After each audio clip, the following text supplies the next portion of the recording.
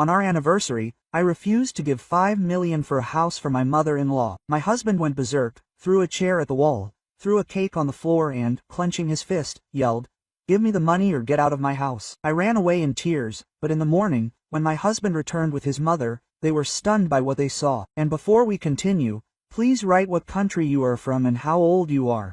Enjoy listening. Quote, Anna fluttered around the kitchen like a butterfly, creating an atmosphere of coziness and anticipation.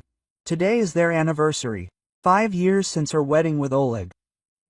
5 years filled with different moments. She tried not to think about the bad, focusing on the good, on what once united them. A snow-white tablecloth graced the table. The dinnerware she lovingly chose sparkled in the subdued light of the chandelier. The aroma of roast duck with apples, her signature dish, tickled her nostrils, mixing with the tart smell of red wine, which she had opened in advance to let it breathe. Anna chose the best wine from their small reserve, hoping that the evening would go perfectly. She worked as an IT specialist in a small but promising company. She enjoyed her work and, importantly, a stable income. It was thanks to her income that they were able to pay off most of the mortgage on this apartment, which once seemed to her a symbol of their happy future. The doorbell rang. Anna's heart beat happily. Oleg, she ran to the door, straight in her dress, elegant, dark blue, emphasizing her slender figure, and, smiling, opened the door. Oleg was standing on the threshold, but she did not see a smile in response. His face was tense, his gaze alienated. In his hands he held a battered briefcase. "Hi," Anna said, trying to ignore his sullen expression.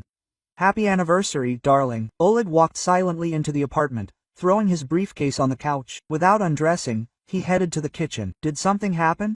Anna asked, following him. Oleg stopped in the middle of the kitchen, glanced at the laid table and snorted. "So it's a holiday, huh?" There was irritation in his voice. "I have more important things to do here than your get-togethers." Anna felt her joyful anticipation begin to melt, like ice cream in the sun. "What business? Today is our anniversary." "Anniversary? Anniversary," he mimicked her. "I need money, Anna." "Money? Why?" She was surprised.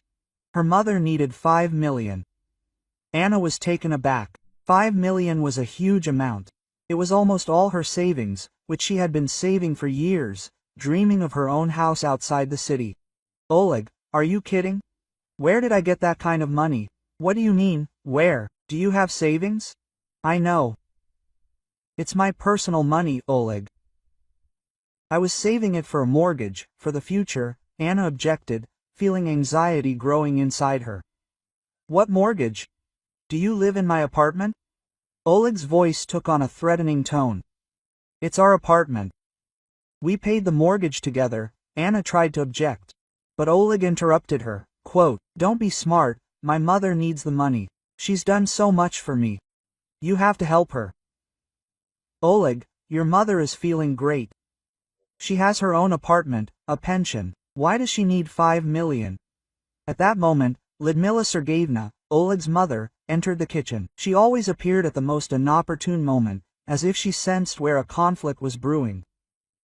"Hello, Anechka," she said in an unctuous voice, but her gaze was cold and appraising. "What's going on here?" "Oleg is demanding 5 million from me," Anna replied, trying to remain calm. "What's wrong with that?" Lyudmila Sergeyevna intervened. "A daughter-in-law should help the family. You live at my son's expense. You take advantage of his generosity. Do you really feel sorry to help your husband's mother?" "I don't live at Oleg's expense. I work, I earn money, and this money is mine," Anna was indignant. "Oh, that's how you started talking," Lyudmila Sergeyevna hissed. "Ungrateful. My son does so much for you, and you, Oleg, seeing that his mother supports him, have completely lost your temper." "Shut up," he yelled at Anna. "I said we need money, and you will give it to me." He grabbed a vase of flowers from the table and threw it on the floor. The vase shattered into pieces, the shards scattered all over the kitchen. Anna shuddered in fear. "Oleg, what are you doing?" she cried out in horror. Oleg did not listen. He grabbed a chair and turned it over. It fell to the floor with a crash. Then he went to the table and knocked the cake that Anna had baked with such love onto the floor. "You're driving me crazy," Oleg shouted. His face turned red with rage. "I told you, I need money. Either you give it to me, or—" He swung his hand at Anna. She recoiled, covering her face with her hands. "Or get out of my house," Oleg finished, breathing heavily. "Choose." Anna stood there, frozen with fear. There were tears in her eyes. She looked at Oleg, at his face distorted with rage, and she realized that she no longer recognized this man. Where was the Oleg she once loved? Where had he disappeared to? Lyudmila Sergeyevna stood to the side, smiling maliciously. She had never liked Anna. She had never thought she was good enough for her son. And now she was enjoying her humiliation. Anna felt that she could not stay here any longer. She could no longer bear this horror, this fear, this hatred. Anna ran out of the apartment, tears clouding her eyes. She could not see anything in front of her. She only knew that she had to run as far away from Oleg, from his rage, from his mother. Her heart was pounding in her chest, her breathing was ragged. She stumbled on the landing, almost fell, but caught herself, clinging to the railing. She did not know where to go. It was dark and cold outside, and all she had with her was her phone and the keys to the apartment, which now seemed strange and dangerous to her. The thought of returning to her parents flashed through her mind, but was immediately discarded. She did not want them to see her in this state, did not want to talk about what was happening in her marriage. They had always been so proud of Oleg. They thought he was a good match for her. She walked out of the entrance and stopped, looking around. Where should she go? At that moment she saw Mikhail, her neighbor from the third floor. He was walking his dog, a small Jack Russell named Archie. Mikhail noticed her confused look and came closer. "Anna, what happened? Do you look terrible?" He asked sympathetically. Anna sobbed, unable to hold back her tears. She did not know what to say, how to explain this whole nightmare that had happened just a few minutes ago. "Oleg, we had a fight," she muttered, trying to speak as quietly as possible so that no one would hear. Mikhail frowned. He had always considered Oleg an arrogant and unpleasant type, but he did not think that he was capable of something like this. "Let's go to my place," he suggested. "Have some tea." "Calm down, tell me what happened." Anna hesitated. She didn't want to disturb Mikhail, didn't want to be a burden, but at the same time she was afraid to be alone on the street. She felt so helpless and vulnerable. "Thank you," she whispered. "I don't know what I would do without you." Mikhail smiled softly and nodded. He took her arm and led her to his entrance. Archie, wagging his tail, followed them. Mikhail's apartment was warm and cozy. There were pictures on the walls, books on the shelves, a soft woven shawl on the sofa. Everything here breathed calm and peace, in contrast to the atmosphere of tension and fear that reigned in her own apartment. Mikhail offered her tea and sat her down on the sofa. Archie jumped into her lap and laid his head in her arms, as if trying to comfort her. Anna smiled involuntarily, stroking the dog's soft fur. "Go ahead," Mikhail said, sitting down in the chair opposite her. Anna took a deep breath and began to tell. She told him about the anniversary, about the dinner she had prepared, about Oleg's sudden demand, about the 5 million for his mother. She told him about her work, about how she had saved up this money for a mortgage. About her dream, about her own home. She told him about Oleg's rage, about his threats, about the insults to his mother. Mikhail listened attentively, without interrupting, only nodding his head occasionally. He saw how Anna was shaking, how tears were streaming down her cheeks. He understood how hard and scared she was now. "He said that if I didn't give him the money, I could get out of his apartment," Anna finished, burying her face in her palms. I'm afraid to be left on the street without money, without anything." Mikhail stood up and went to the window. He was silent for a few seconds, looking at the night city. "Anna," he said, turning to her. "You must understand one thing. This money is yours. You earned it with your work. Oleg has no right to it. Quote. Anna raised her tear-stained eyes to him, but he says that I should help his mother, that I am obliged. He is talking nonsense, Mikhail interrupted. According to the law, the money in your personal account is your property. Neither he nor his mother have any rights to it. Especially since you saved it before marriage. A faint hope appeared in Anna's eyes. Really? She whispered. Absolutely, Mikhail confirmed. Moreover, his threats and insults are a criminal offense. If he raised his hand against you, this must also be recorded. Anna remembered how Oleg grabbed her hand when she tried to stop him when he was smashing furniture. There was a distinct bruise on her wrist. I have a bruise left, she said, showing Mikhail her hand. Mikhail carefully examined her wrist. This needs to be recorded, he said. You need to go to the police and write a statement. Anna was scared. To the police, but I'm afraid that if he makes me even worse. We will do everything correctly, Mikhail reassured her. I will help you write a statement. We will collect all the necessary evidence. We will not allow him to harm you. Quote. Mikhail went to his desk and took out several sheets of paper. Let's start from the very beginning, he said. Tell me everything in great detail, what he said, what he did. I will write everything down, and together we will write a statement. Quote.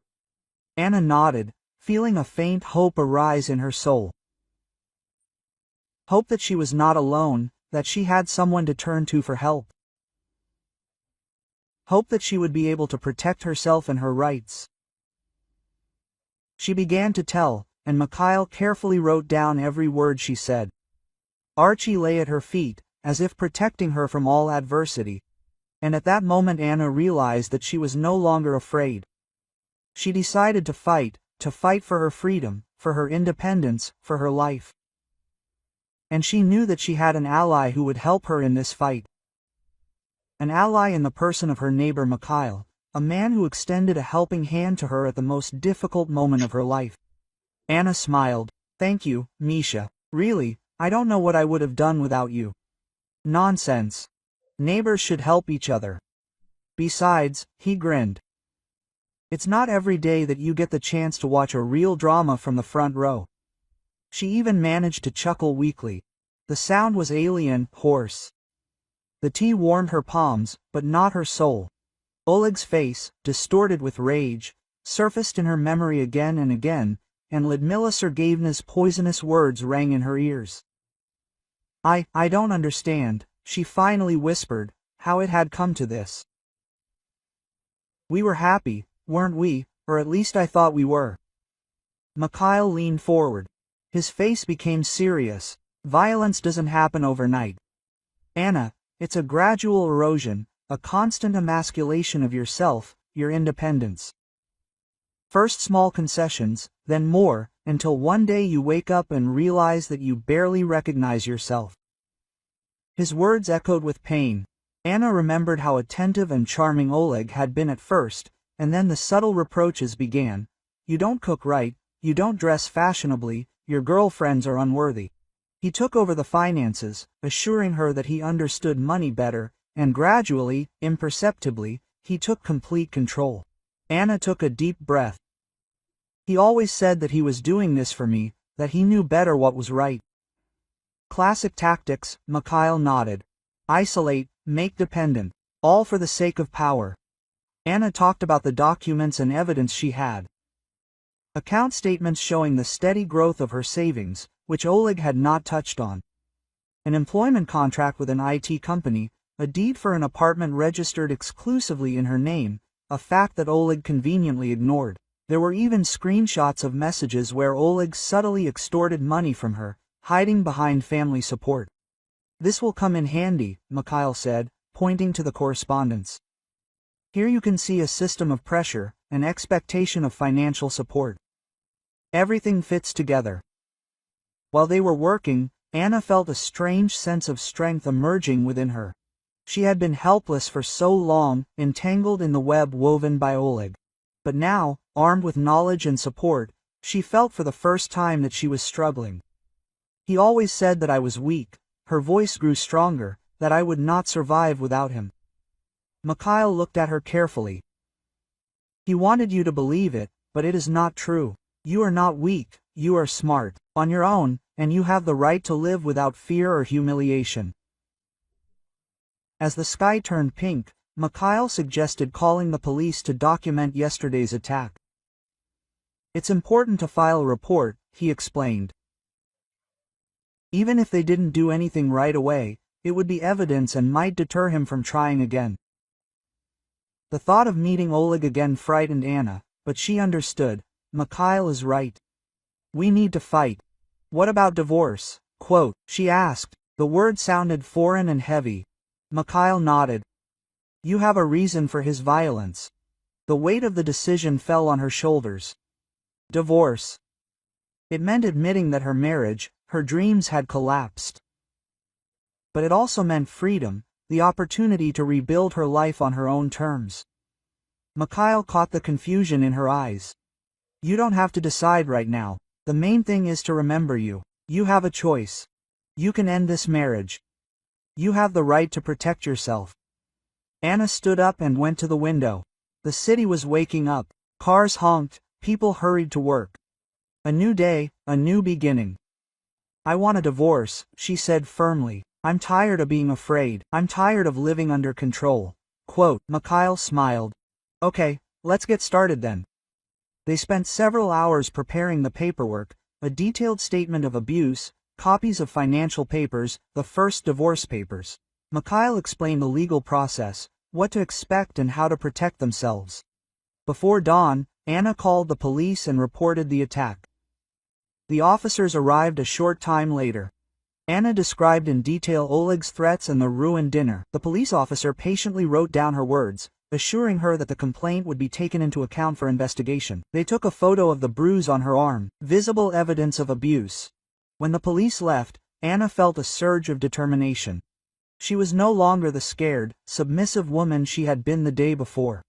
She had become a survivor and a fighter. And what about Lyudmila Sergeyevna? Anna asked, frowning. She is no better than Oleg, she is trying to soften him up. Her role can also be recorded, Mikhail answered. This will serve as evidence. We might even consider a restraining order to keep her away. The thought of Lyudmila Sergeyevna being held accountable gave Anna a glimmer of satisfaction. For years, the woman had belittled her, criticized her constantly, and eroded her self-confidence. Now it was time for payback. By the time the sun was fully up, Anna felt tired, but also strangely inspired. She had spent the night facing her worst fear, and she had come out of it stronger. Thank you, Misha. Her voice was full of gratitude. I don't know how I can repay you. I can't, he waved her off. Just promise that you'll take care of yourself and not let Oleg or Lyudmila Sergeyevna intimidate you. Anna nodded, a new determination shining in her eyes. I promise. I won't let them win again. She knew she had a long, hard road ahead, but for the first time in years, there was hope in her heart. She had a plan, support and the law on her side. I think, Anna said with a slight smile. Oleg and Lyudmila Sergeyevna are in for an unpleasant awakening. The morning began with a painful wait. Mikhail made her coffee and toast, trying to cheer her up, but the words seemed empty. She knew that the main test was ahead. The plan was simple, but everything depended on its success. Mikhail called the police, explaining the situation to the officer on duty. Fortunately, they believed him, and the squad agreed to escort Anna to the apartment. The address was written down, the time was agreed. Now all that was left was to wait. When the doorbell rang, Anna shuddered. Mikhail, standing next to her, squeezed her hand encouragingly. She took a deep breath and opened the door. Two policemen in uniform stood on the threshold. Mikhail and she, Oleg and Lyudmila Sergeyevna were already there. They stood in front of the apartment door, smug and confident in their victory. Oleg was holding a bag in his hands, probably with Anna's things, which he was going to throw away. Lyudmila Sergeyevna's face was frozen in the usual grimace of contempt. Oleg grinned when he saw Anna. And here comes our runaway. Well, Have you had enough fun? You realize that without me, she's no one. Lyudmila Sergeyevna snorted contemptuously. I told you, she won't last long. Where will she go? Without our Oleg, she's like a lost soul. Anna felt how everything inside her was boiling with anger and humiliation.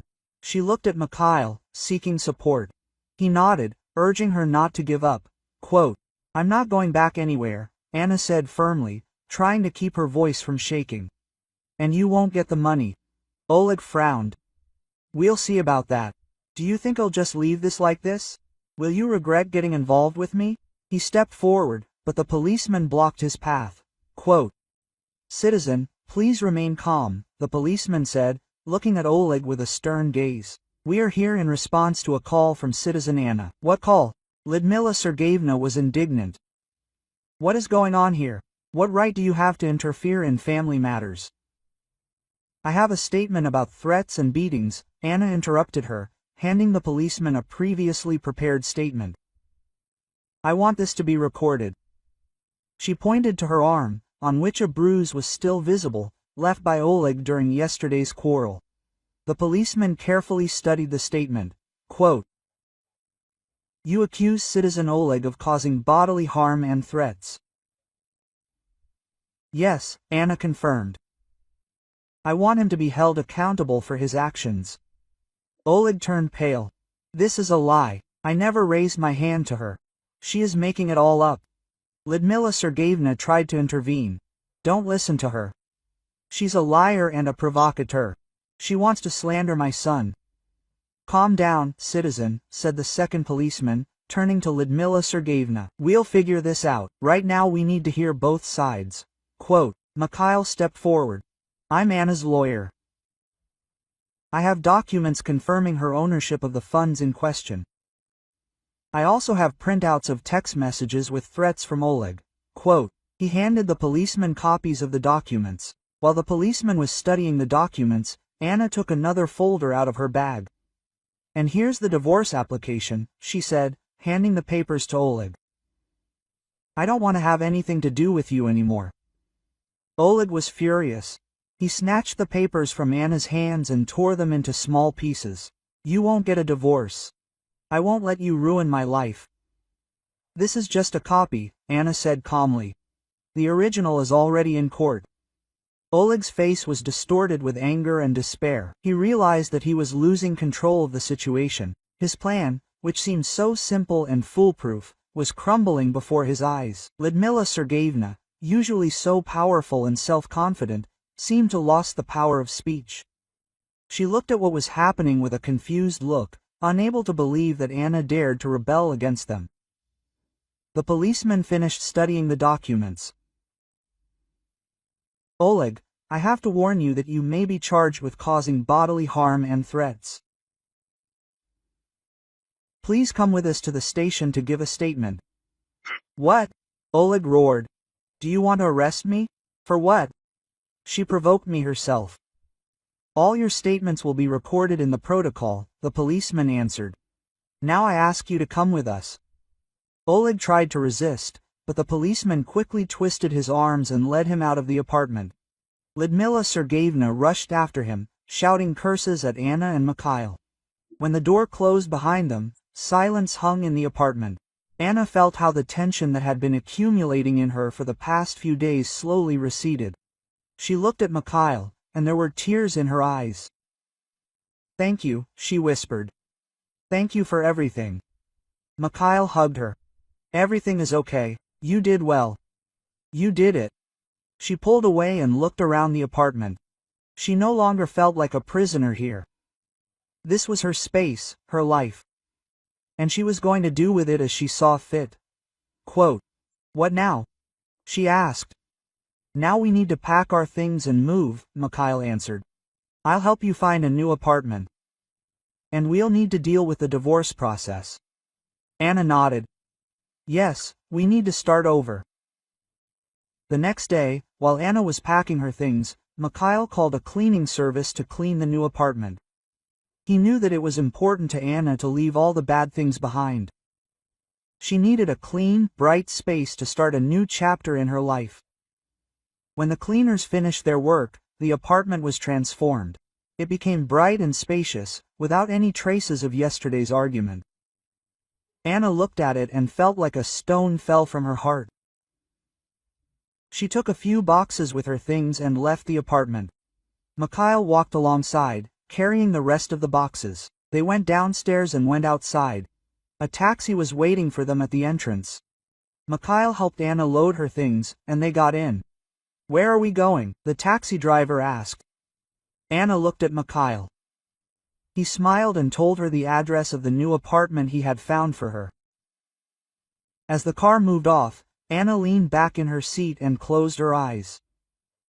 She felt tired, but also extremely relieved.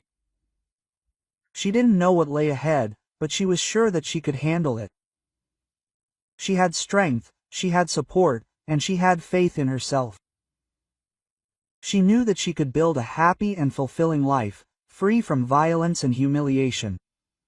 As the car pulled out onto the main street, Anna opened her eyes and looked at the city. It seemed different to her, brighter and more beautiful than before. She smiled and took a deep breath. She was home.